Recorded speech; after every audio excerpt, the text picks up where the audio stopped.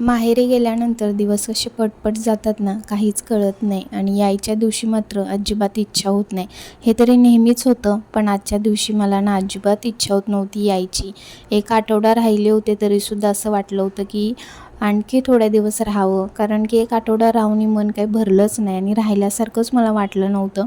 त्यामुळे आणखी थोड्या दिवस राहायची माझी इच्छा होती, पण शेवटी तरीसुद्धा मी आले मुंबईला परत.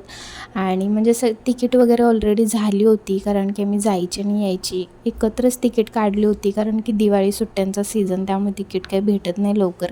त्यामुळे आम्ही जायची आणि यायची एकत्रच तिकीट काढली होती. आणि शेवटी म्हणजे बॅग वगैरे सगळं पॅक करून, म्हणजे कपडे वगैरे सगळे भरून ठेवले होते बॅगेमध्ये. आणि नंतर माझी नाटकं सुरू होती.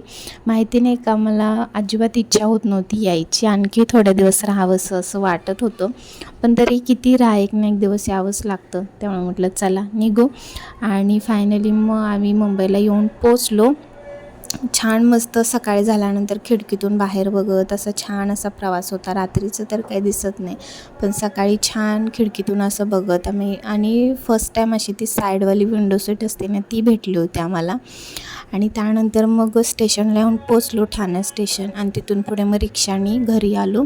आणि बघू शकता थोडासा बारीक बारीक असा पाऊस पण आला होता. आणि घरी पोचल्यानंतर मग तिथून पुढे काय 2-3 दिवस तरी काही व्हिडिओ शूट केले नाही आहेत, कारण की माझी तब्येत ठीक नव्हती.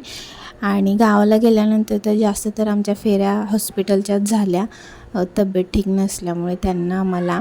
आणि नंतर मग आता मुंबईला येऊन पोचल्यानंतरसुद्धा मी एकदा जाऊन दाखवून आले, औषध गोळ्या वगैरे घेतल्या.